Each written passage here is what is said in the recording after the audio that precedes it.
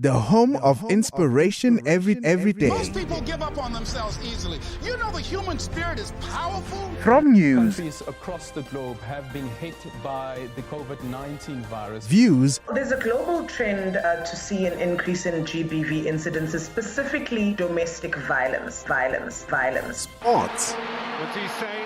It's a really good ball. It's Shabalala. and music to inspire you every day.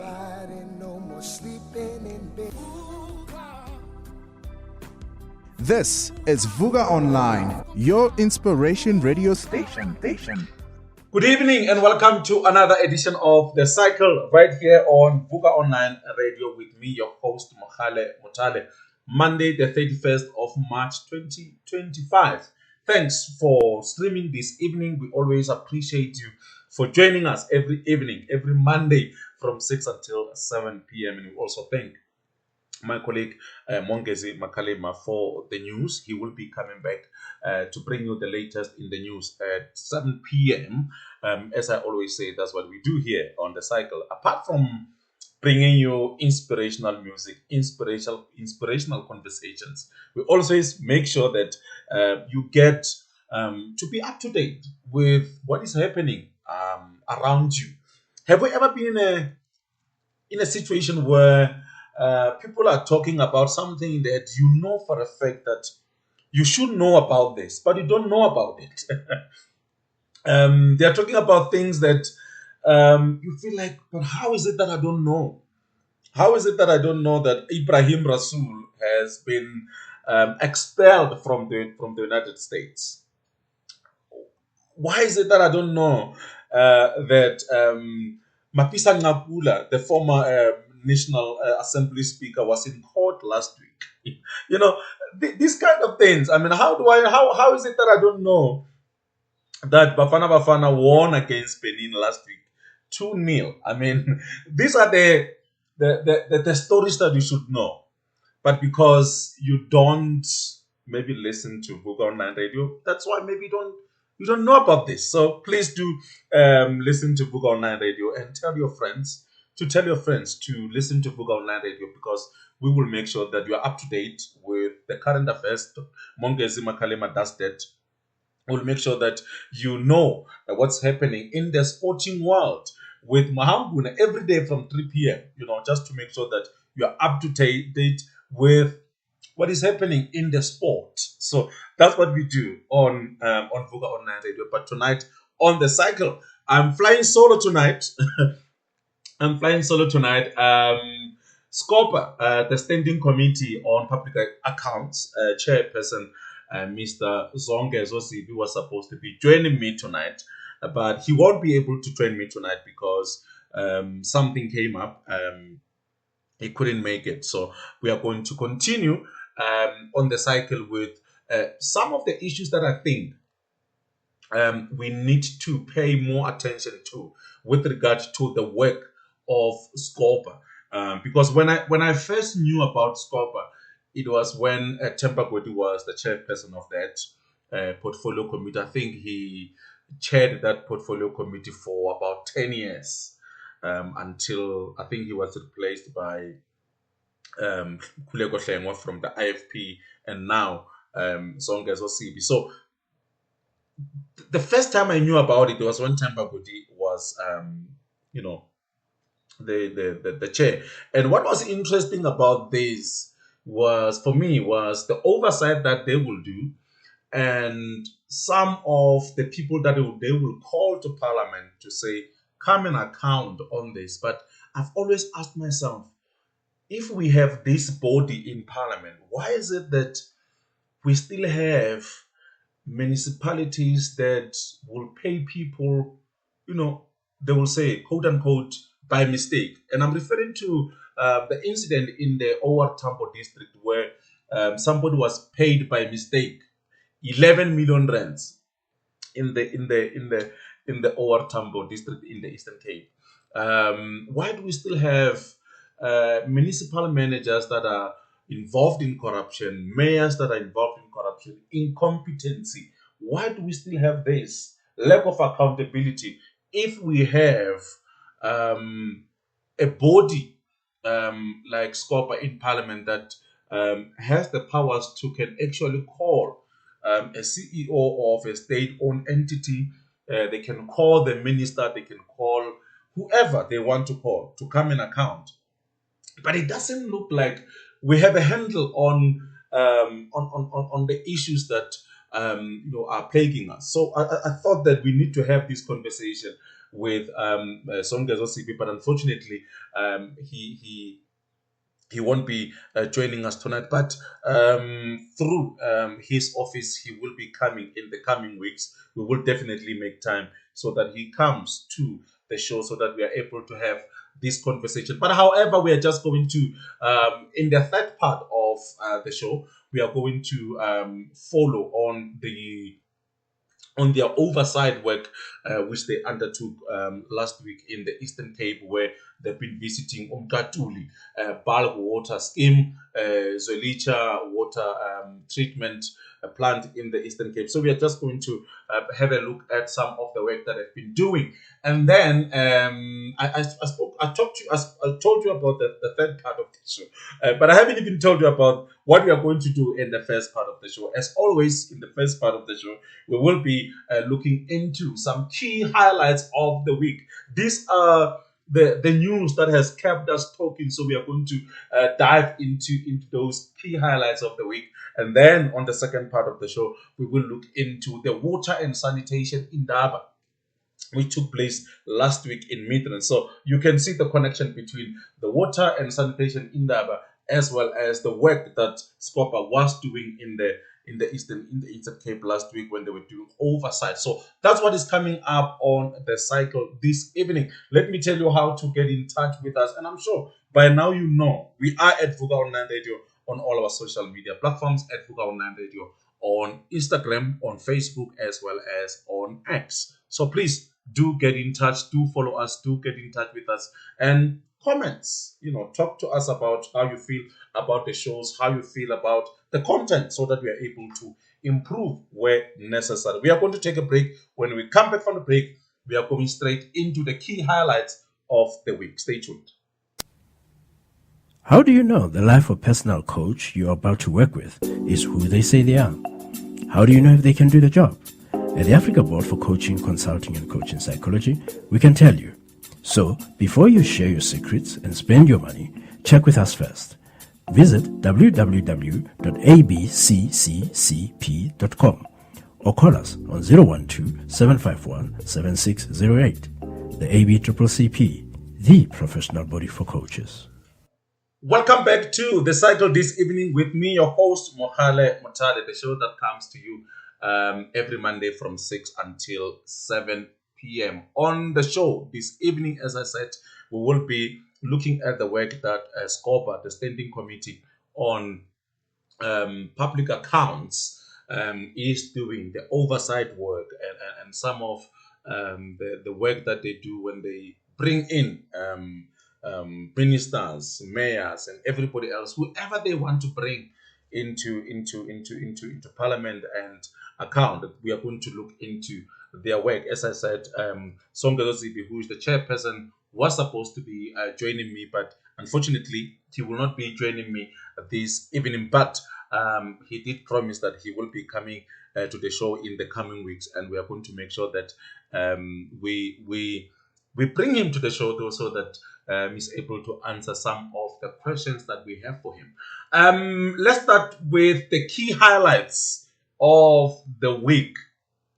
These are the top stories that has kept us talking in the last few days. And one of those is Kill the Boer chant. We know that this is one song or chant that has actually, in a way, divided many people across color, across race in this country.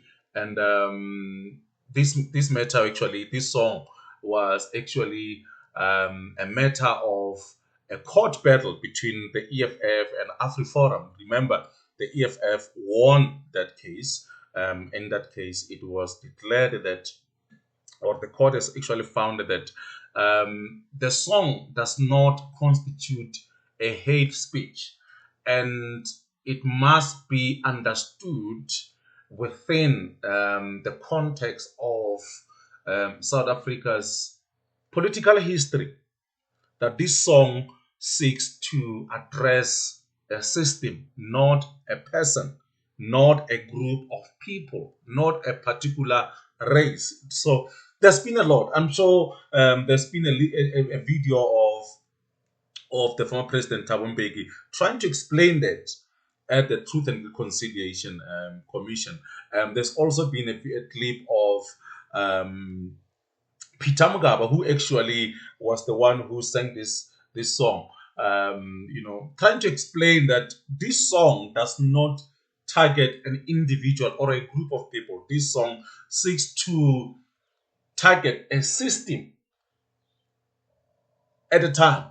And the singing of this song, as the EFF has actually argued in court through their legal representative, is that the relevancy of it now is that we still have, the systematic racism that is still operational. We still have, an institutionalized racism still embedded in our system even today, and that you will see it by, the number of black people who have access to land compared to white people who actually formulate or constitute a minority in this country, who are actually owning large parts of South African land. So those are some of the issues that this particular song seeks to address: the system, not a particular individual. But of course, AfriForum took that matter to the Constitutional Court, which was dismissed by the Constitutional Court. Let's take a listen to what Gary Grill had to say with regard to the findings of the court. Case, I think we have serious problems or trouble, because I think the glue in this country was people thinking that the Constitutional Court and the Constitution gives us protection, and it seems it's no longer so. But we won't take this lying down. The fact is, we have self-respect. I have 4 children, and it doesn't matter who argues what is the meaning of it. If my children hear somebody sings, "Kill the Boer," which means they should be killed, it is an infringement of their dignity. It reduces them to second-class citizens in the country of their birth. So we will fight this. We have a two-pronged approach, and making us worse is that you have somebody in the presidency that refuses to condemn these charges, the president himself.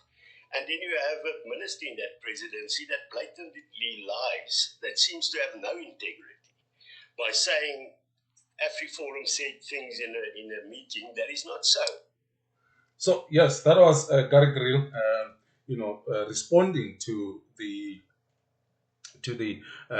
court case, or the court dismissing their case against the EFF, where they are arguing that actually this song does constitute hate speech. So let's take a listen to a minister in the presidency responding to actually what has been going on in the last few weeks, with the months actually, with regard to the issue of farm killers, farm murders, and all of that. Because one of the things that the President of the United States have been saying, tweeting about, which are lies, is that farm owners in South Africa are actually under siege. They are being killed.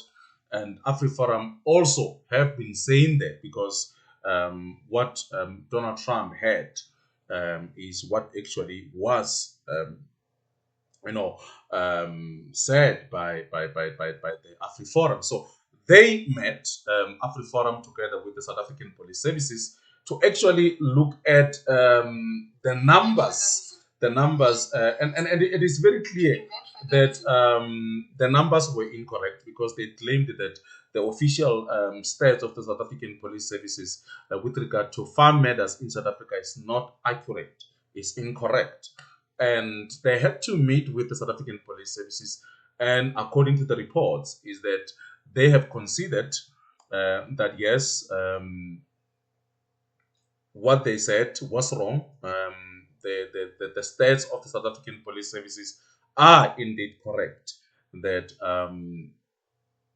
the farmers are actually not killed, not being targeted.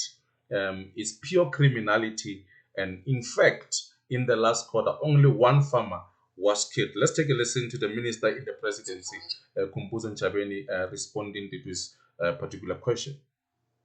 The South African Police Services met with AfriForum to clarify the allegations of white genocide with reference to farm murders. At the meeting, AfriForum considered that the crime statistics as released by the Minister of Police are accurate, including on farm murders. It is common knowledge that some of the farm murders are committed by people known to the farmers, including their own family members. Cabinet is also aware of the false claim that there are approximately 72,000 white farmers who have signed up to relocate to the USA in response to the invitation by the US President. According to data, both from Agri-SA, Stats SA, and the Department of Agriculture, South Africa only has just over 41,000 commercial farmers. And therefore, there cannot be 72,000 commercial farmers leaving South Africa. So yes, that was Kumbuzo Nchabeni responding to the issue with regards to AfriForum meeting with South African Police Service. Just to clarify on the number of farm murders, farmers who have been killed according to AfriForum, and also touching on the number of people who have actually contacted the South African Chamber of Commerce in the United States with regard to that offer for them to relocate to the United States. Another issue that actually has kept us talking is the fact that Donald Trump has nominated Leo Brand Boswell III to be the ambassador to South Africa. And of course, I know that many people have been saying that Joel Pollak was actually going to become the ambassador. He was the front runner, and I know that he was a preferred candidate of the AfriForum. They even met with him in DC when they were there. And there've been a report by the Daily Maverick that the AfriForum actually lied about who they met while they were in DC. Because they said that they met policymakers, they met high-profile people in DC. And according to Daily Maverick investigations, it shows that they actually did not meet any of the policymakers. They did not meet any committee members in the United States, in the Senate, in the Congress. They did not meet anybody, even at the White House. They did not meet anybody.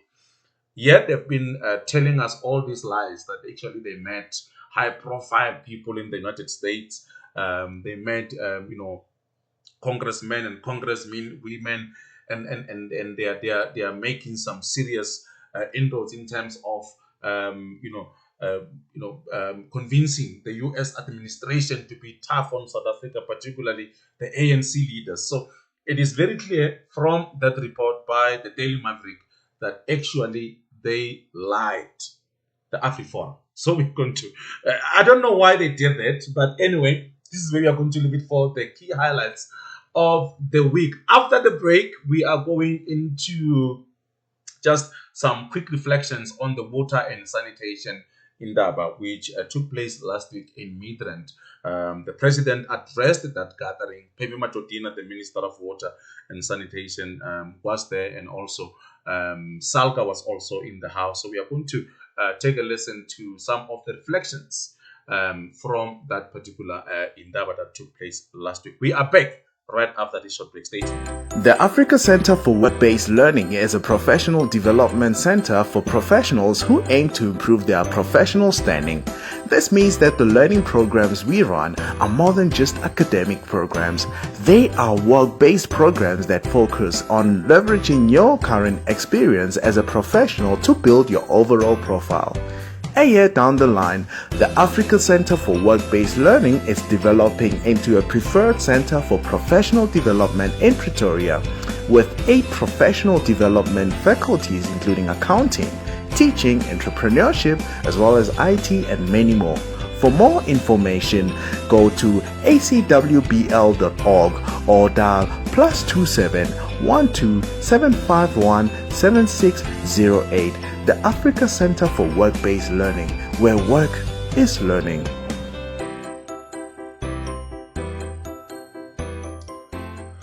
Welcome back to The Cycle this evening with me, your host, Mogale Mothale. Thank you for staying with us right here on The Cycle this evening.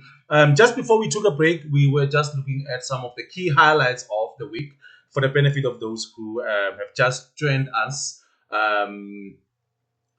The case that was brought before the Constitutional Court by AfriForum appealing the ruling of the High Court on the Kill the Boer chant has been dismissed.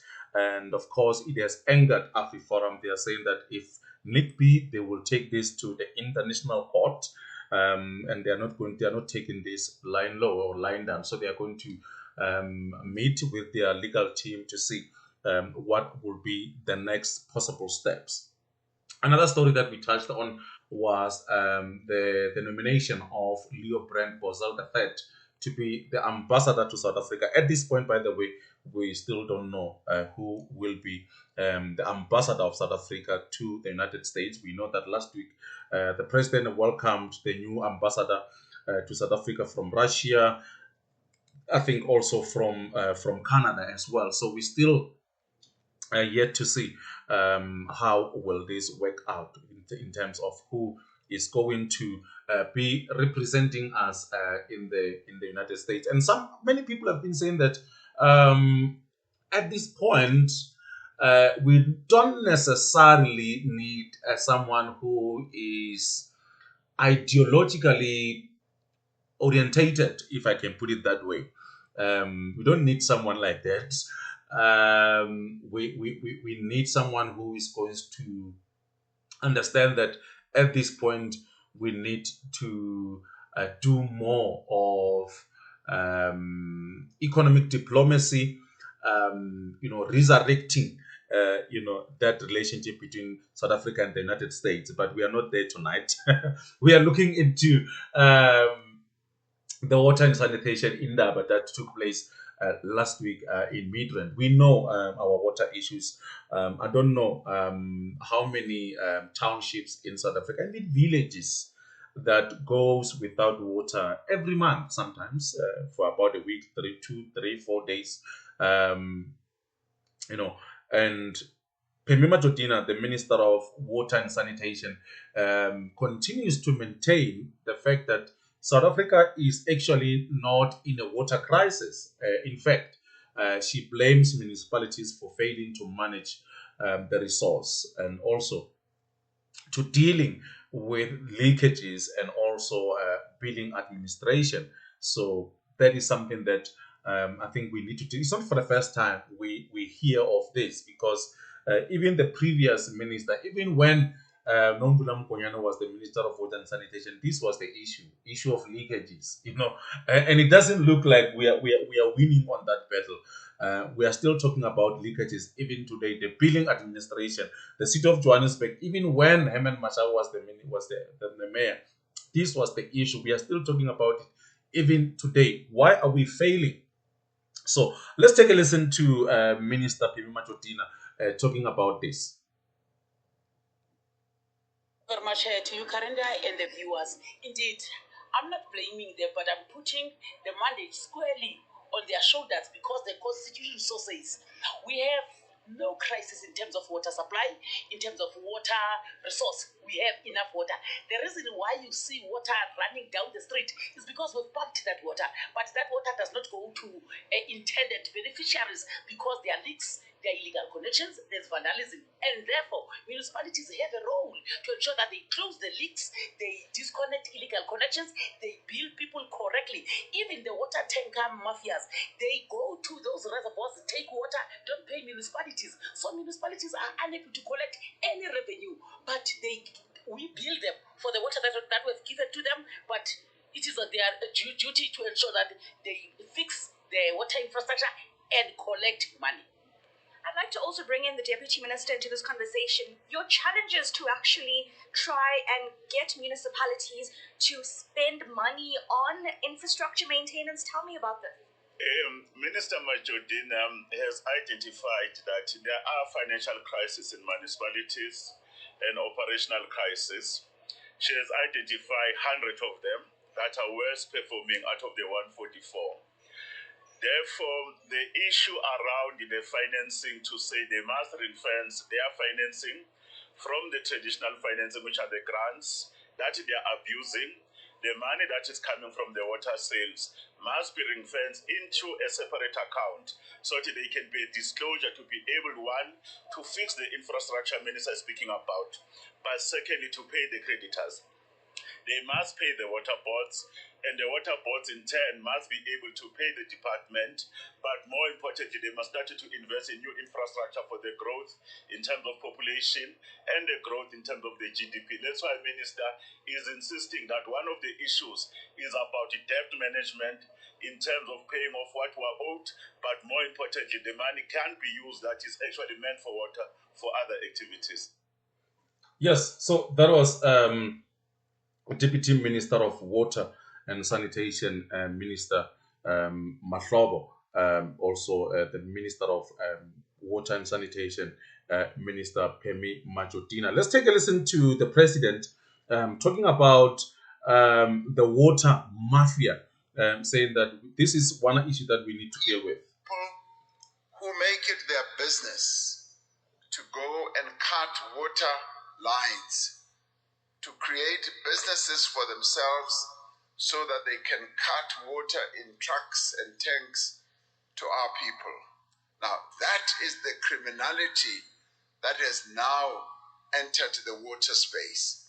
And this is what we must collectively talk about here and find ways of bringing that to an end. That should end is a must. We must bring that to an end. And suddenly there are all these very important business people who drive around in fancy cars, but who have water trucking businesses, when water should be transported through pipes.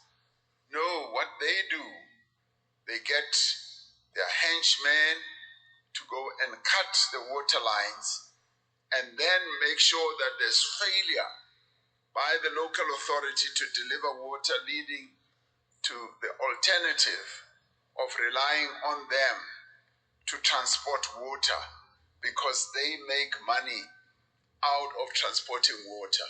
There's no dignity for our people to be standing alongside the street just tapping water from a truck where somebody is making a lot of money. This must end. We must bring this to an end. Well, that was the president talking about the water mafias, people who go around damaging the water infrastructure so that they are able to, get those tenders where they go and, deliver water to communities that are affected. So they cause the problem, and they also come in as the people who are going to solve the problem. So I think that is another issue that we need to deal with. So and there's been reports. These are unverified reports. So please let's be careful on this one. There are unverified reports that some of the municipal or the municipality officials, because they are working with these people, they actually, allow these people to do that, destroy the water pipes, and they know that they are going to get, or they are contracted to the municipality to supply water to communities whenever there are those challenges, because they know that these municipal officials, they are going to get their share in whatever it will be paid to the contractor. I think that is criminality at the highest level, because remember, when you deny people water, you are actually threatening their livelihoods. And I think what we need to do is to deal with the water mafias and put those municipal officials where they belong, which is in prison, because it cannot be that these kind of barbaric actions are known and we just tolerate them. We just say, okay, this is what we are faced with anyway. I mean, even with the construction mafia, we know about it, but it doesn't look like we have the strategy to dismantle that. The same applies to the water mafia. It's known, but what are we doing to dismantle that? I think that's the conversation that we need to have. After this short break, we will be going into some of the work that SCOPA, the Standing Committee on Public Accounts, have been doing, and oversight work in the Eastern Cape, visiting, different areas in the Eastern Cape with regard to water challenges. We had the water and sanitation in Daba. A lot has been said, but at this point, let us get to know what is actually happening. And we are going to hear this from the chairperson of SCOPA, Zongezo Sibi, and also the leader of Rise Mzansi. We are back right after this short break. Stay tuned. How do you know the life or personal coach you're about to work with is who they say they are? How do you know if they can do the job? At the Africa Board for Coaching, Consulting and Coaching Psychology, we can tell you. So, before you share your secrets and spend your money, check with us first. Visit www.abccccp.com or call us on 012-751-7608. The ABCCP, the professional body for coaches. Welcome back to The Cycle this evening with me, your host, Mogale Mothale. Just before we took a break, we were looking into some of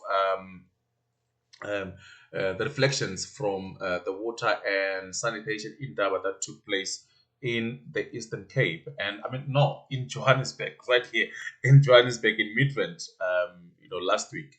But SCOPA, the Standing Committee on Public Accounts, the chairperson who was supposed to be joining us this evening, for the benefit of those who just joined us, he was supposed to be joining us this evening to talk to us about the work of the oversight.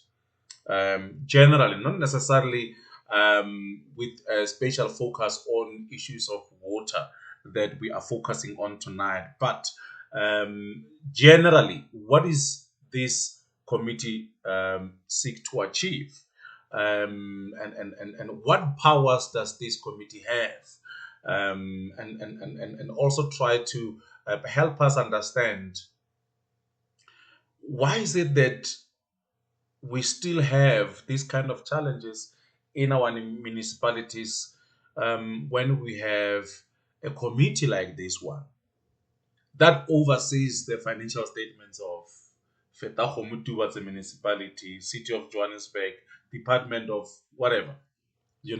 Why do we still have maladministration? Why do we still have mayors or issues that had to do with what I've just spoken about, the mistake payment of a service provider in the OR Tambo district, over 11 million rands paid to this person by mistake. How do we avoid such things? But I'm not going to do a lot of talking. Zongezo Sibi is or has been in the Eastern Cape, so he's going to tell us more about the work that they do. Let's start with this one. We've just completed a full day of oversight visits. We started in Zoelisha, which is out near King Williamstown, up the N2. And then from there, we went to Mdantsane, to Zone 1, to look at an old swimming pool project that was supposed to be completed many, many years ago. It's still not complete. It's got to be redone, even though a significant amount of money has been spent. And then I'm speaking to you from Waterwend, which is right by the Indian Ocean in East London, just off the racetrack by the airport, if you know East London quite well. This is also an extremely disappointing site. All three of these sites have suffered from similar problems. There has been poor project design, poor project planning, poor project management, poor contract management, no accountability, appointing the wrong consultants engineering consultants on site to manage the entire project. I can count a litany of problems. We were accompanied by the mayor. We also had the ward councillor in one of the venues in Tanzania, and further issues became apparent there because some residents joined us. And one of the issues is communication between the council and residents. But let me just talk about why it is important for us to visit these places. Because tomorrow we have a meeting with the Buffalo City Metro Council. And it is very difficult to hold people accountable about things that you have not seen. You need to go, take it in, talk to residents where possible, so that we can have the color and the context we need for our own discussions with the Metro. We also had the Buffalo City Development Agency here, Buffalo Metro Development Agency here, because they're supposed to run this water well thing. It was supposed to have been completed years ago again. It's deteriorated. The city doesn't have money. The agency doesn't have money. And they must invest again another 40-something million over the 121 million they've already spent. So tomorrow, on Friday, we are going to spend the entire day with the Metro Council, with the Metro Executive, the Mayor, the Municipal Manager, the Chief Executive, and the Board of the Development Agency to get to the bottom of the issues. The plan is this. Once we've had an appreciation of their explanations and so on, we will not only prepare a report for Parliament, we will also design an ongoing accountability plan for the Metro. Because the thing with SCOPA in previous years, people get a visit once and then they never see SCOPA again. We're not doing that anymore. We are going to continue to stay engaged, to visit, to call people to Parliament, and so on. The final thing I want to say is that our presence here is not an accident. We have a strategy that is targeting areas which are really important in terms of economic development, in terms of sectors like tourism, like industrial development, and so on, because a big issue in South Africa is jobs. The Buffalo City Metro is one of the Eastern Cape's industrial hubs. It is important that this area is governed properly. It brings in investment, it creates jobs, and it is clear that over the years, the political oversight and political leadership and administration have collapsed. We are stepping in as Parliament to go with them on that journey and make sure that we ensure ongoing accountability and action on key service delivery items. Tomorrow, the meeting between SCOPA and the Council will be live streamed on YouTube. So please follow the Parliament channel on YouTube so that you can see the interaction between SCOPA and the Council live. We begin at 9 a.m. and we'll finish at about 5 o'clock. Thank you. Yes, that was Sonke Zosibi talking from the Eastern Cape, where he has been doing a lot of work, engaging communities, engaging municipalities, doing their work, the oversight work of SCOPA. Let's take a listen to another audio of Sonke Zosibi. I am speaking from Makrineleni village. It is just off the N2 between Mthatha and Dutya, not far from where Madiba comes from. He's out that way. Today we are coming from Mkanduli, where we went to inspect a big water reticulation and supply project that draws water from Mthatha Dam, takes it all the way to Mkanduli town, but also supplies surrounding villages. There is a series of reservoirs, big ones for the long-term supply route and smaller ones for supplying the villages in between. There are lots of problems with this project, or challenges, if I may put it that way, because there are resourcing problems in terms of budgeting, coordination between national government, provincial agencies, as well as the district and local municipalities. There are also issues pertaining to just maintenance of infrastructure and the budget available for maintaining infrastructure. One of the values of doing oversight is that you get to see for yourself, you get to ask questions, develop additional insight, the residents get to come in and speak to us, tell us their experience. And I will give just 2 or 3 examples. As we are standing here, you can see there's a reservoir behind me. This reservoir is supplying all the way to Mogale town. The people around this area still do not have water, even though there's a big reservoir here. The reservoir that's supposed to supply this village has not yet been built, for instance, which is a problem. Secondly, this reservoir occasionally overflows and leaks, floods this whole area, and the residents to the left of me here are not able to plant crops. Some of the betel trees have collapsed and so on. Now we would not have seen any of this if we had not been able to come here, talk to the residents, and they tell us. And we had the deputy executive mayor with us. Now we could tell him, demand some accountability, and make sure that there's a residents meeting by this Friday, to which they will then report to Parliament. Even some of the other issues that I was talking about, they must compile a report for us to be very specific about what they must send to Parliament, so that Parliament can intervene with the Minister Pemima Jodina, with the provincial government, as well as with the local authorities here, the Oversight District Municipality. From here, we are going to Buffalo City, to East London. We are going to do more inspections, and we'll be to Zwelicha, we will go to Waterworld, we may go to Tanzania, and so on. And then on Friday, we are... So that is Zonke, so just detailing what they were able to observe as they were doing their oversight work. Let's take a listen to another audio. We are at Nsonyeni Dam in Port St. John's, which is in the OR Tambo District Municipality in the Eastern Cape. For those who don't know where this is, if you come down from KZN towards East London, you get to OR Tambo District Municipality before you move on to Mbashe and East London and so on. So we're in the Wild Coast area. Where I'm standing, there's supposed to be lots of water, because this is where the Nsonyeni Dam is supposed to be. This dam portion of the project is part of a larger project that is going to service about 41 to 43,000 households in these 2 local municipalities. The project is delayed. There is supposed to be water treatment works. There's supposed to be other reservoirs that distribute the water to other villages.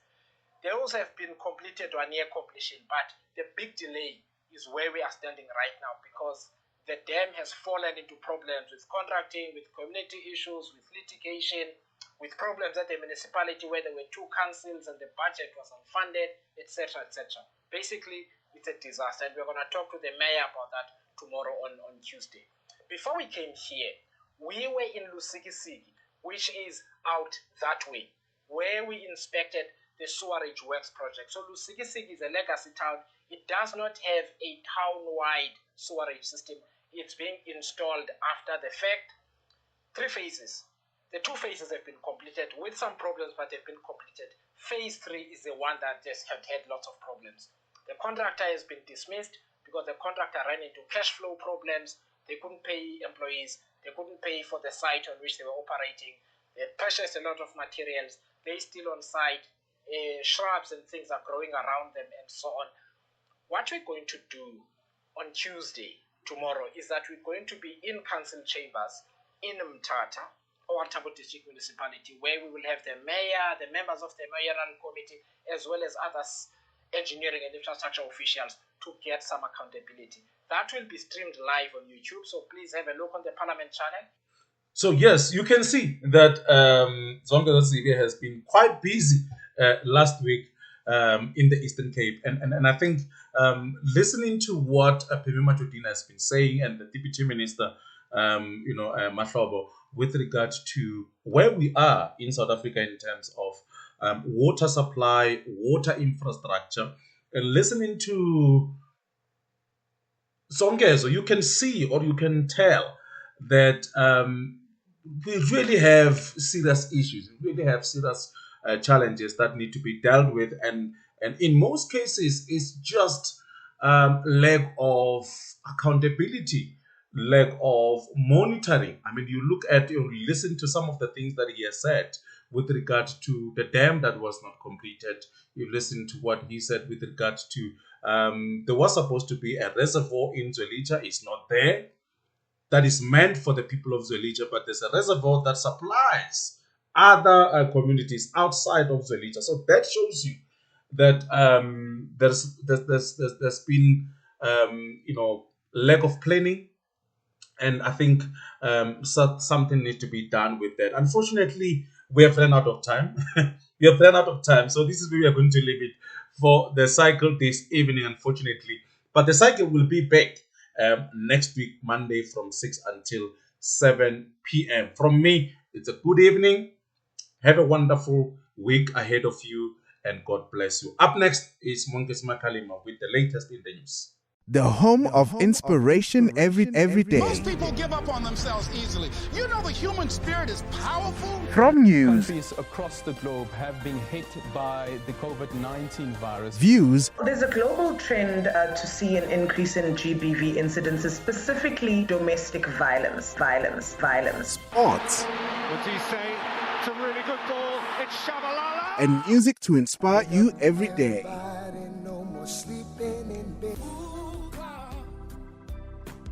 This is Vuka Online, your inspiration radio station.